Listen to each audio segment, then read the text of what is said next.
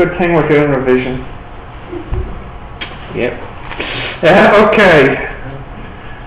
A1. So we have fx modulus minus 3.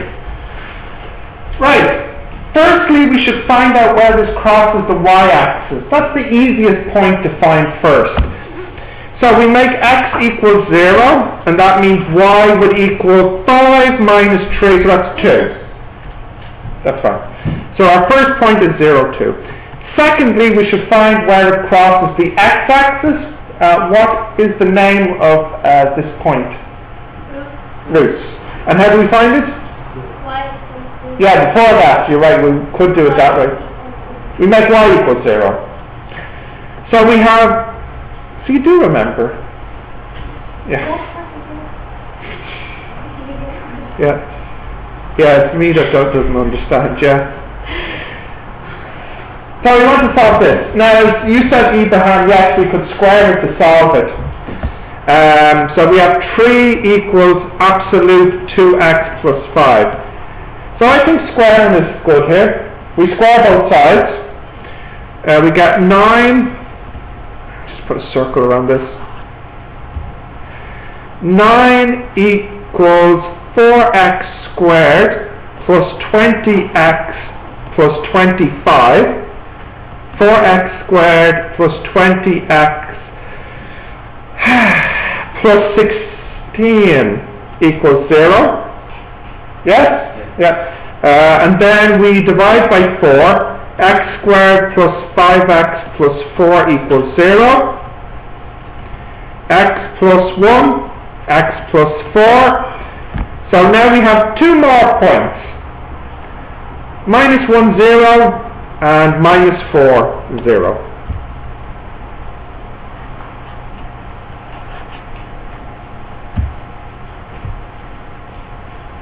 Okay? Lastly, we should find the turning point. So, who remembers how to find the turning point? No? No? Not for these. Very good, Abraham. The modulus part needs to equal 0. So if I have 2x plus 5 equals 0, then that means x equals minus 5 over 2, and when you sub that in, you'll get y equals minus 3. So the modulus is minus 5 over 2, the turning point, the vertex, is this. This should remind you of what in semester 1? What is this like in semester 1? That thing. That thing, yes, so you are right. We squared this and then we squared and added to... Was that in the lesson where I did the maths? Yeah. No, I know the lesson. Anybody else got it? Yes, completely. Completing the square. It should remind you of what we did in the completing the square in semester 1. So now that we have our 4 points, we can draw it. Did you write the 4 points down? You got those 4 points? Yep. Okay, so what is the biggest x value? 2. 2 is the biggest the x will go, yeah? No, that's... 0. Yeah, 0. The big... No. 0, minus 1, minus 4, minus 5 over 2. So what will the biggest x will be? 0. Minus 4. Okay, I mean biggest as in furthest from the origin. You know, I'm actually kind of happy because you're technically right, 0 is the biggest here, because all the others are negative. But you know what I want here when I'm drawing my graph. So what the furthest x will be from the origin? Oh, so 4. So I should go in up to 4. So there's 4, there's minus 4, and there 2, minus 2, minus 3, minus 1, 1, 2, 3. Okay, what is the furthest y will be from the origin? 3. 3 is the biggest, is it? Yeah. 1, 2, 3. Minus 1, minus 2, minus 3. Okay, the first point I found was where it crosses the... for the exam, let's make sure we get full marks, X, Y. Right, what was the first point? Where it crosses the y-axis. What was the first point? 0 and 2, yeah? In the exam, please remember to write the point on your graph so you can get full marks. Next are the roots. What are the two roots here? -4 and -1. -4 and -1 And -5 over 2 and -3. is the vertex, yeah? So this should be a V shape, and you can see the V shape here.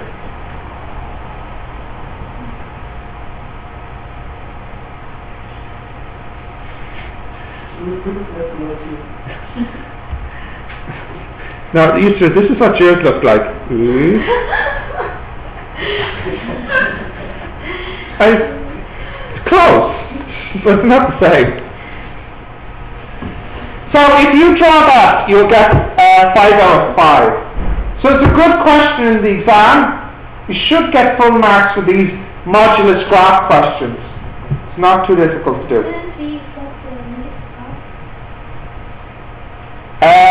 No. I know what you're thinking of. That's something different. That's when you have a graph like this, modulus f of x. So whenever the f was negative, this makes it flip. So, and in fact, there has been a question on the exam before.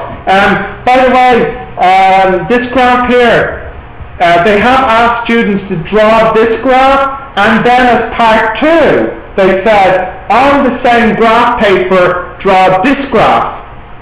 So that's what you would do then, Yusra. The modulus on everything means everything must be positive, so this piece gets flipped around then. And it goes to the other side? It's just this piece that gets flipped. So the new graph would look like that. Really? Yes. Like a W? Yes. Yes. But then, aren't you supposed to move the points? No. Which points now? The -1 and -4. No, because the x can be negative. It's just when you put the modulus on the outside here, you're saying y equals modulus. And that can only be positive. But the x inside can be positive or negative. Yeah. And yes, in fact, they have asked students to do that in recent exams. So just be careful about that one. And then do an example. Yeah, is there one here recently?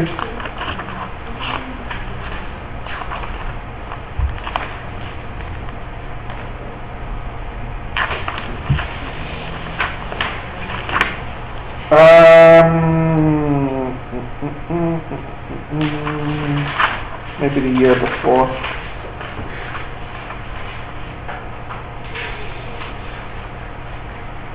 I don't have it in my book. I have seen it before. Maybe I've seen it on the business exam.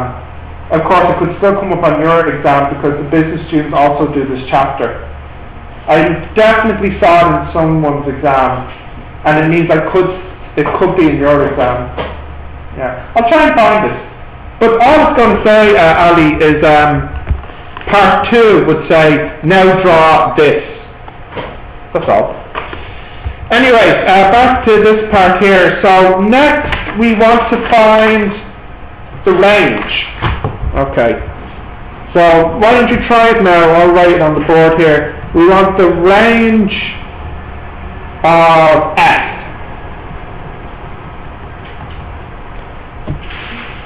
It should only take you 30 seconds to do. So I'll give you 30 seconds. 1, 2, 3. 4, 5, 6. Here, I'll give you 6 seconds.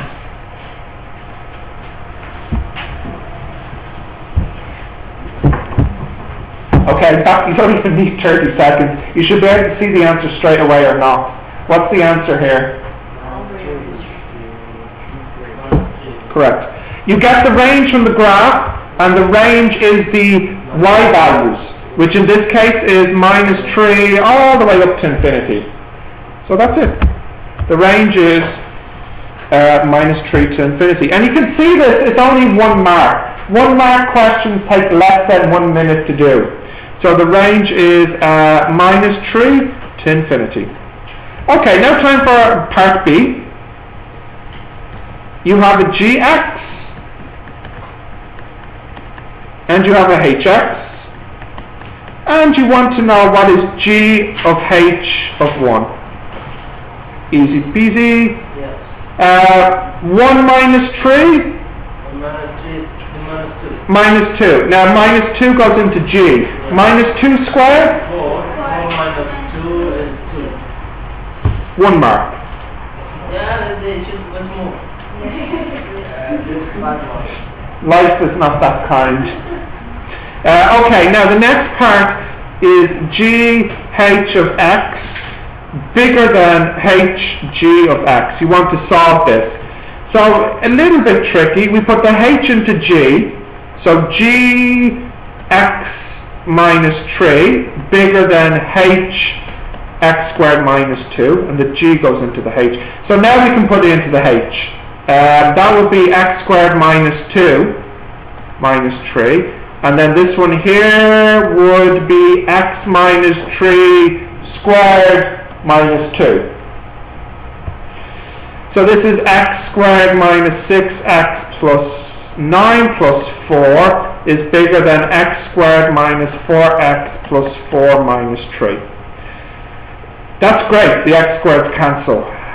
So we have 2x. What did I do wrong? It's not squared, it's the whole. Oh, thank you. X squared minus 5. But still, that's even better, because this will cancel this, and we have 6x here, and we have 8, is it? Oh, what did I do wrong now? Why plus 4? Minus 2. Oh man, I am tired. That should be... what the heck? WTF? Minus 2. Alright. 12.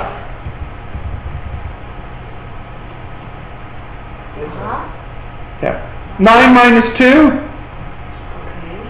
plus 5.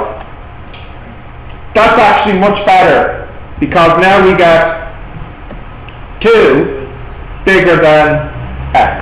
Or in other words, x smaller than 2.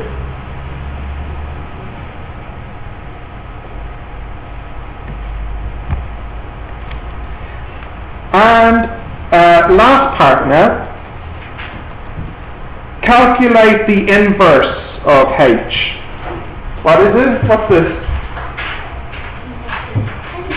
Yeah, no, but what is it here? What is the inverse function of h?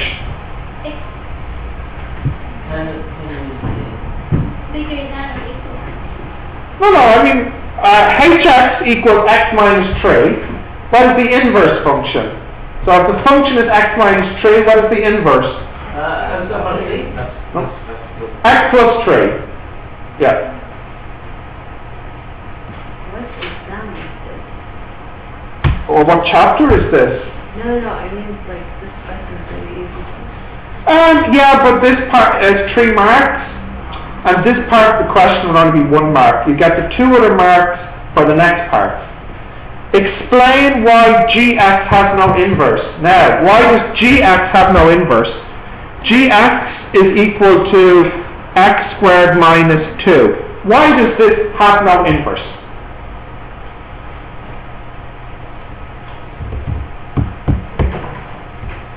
Anybody? Because it's a quiz.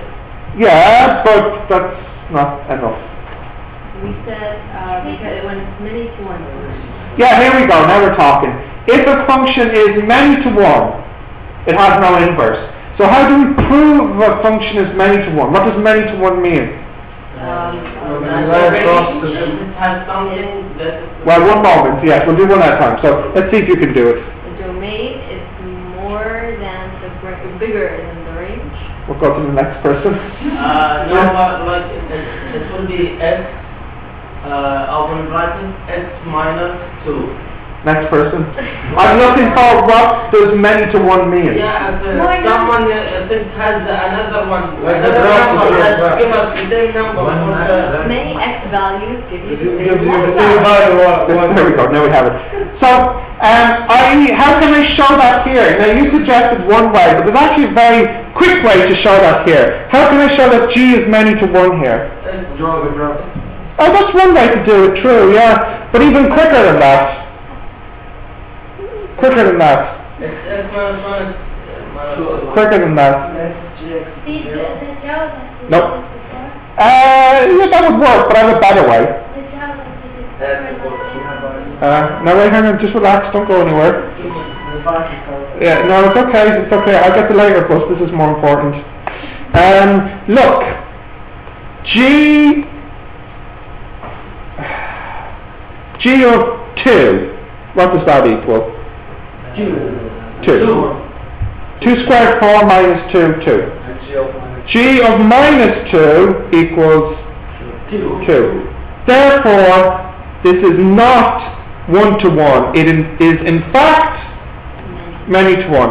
And therefore, no inverse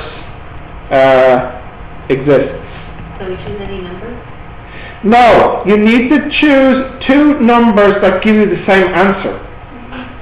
So we try? Yeah, but I was looking for something a bit snappier. So we have to try? No, there is another way to do this, which is what Ali was talking about with the x1, x2 brackets.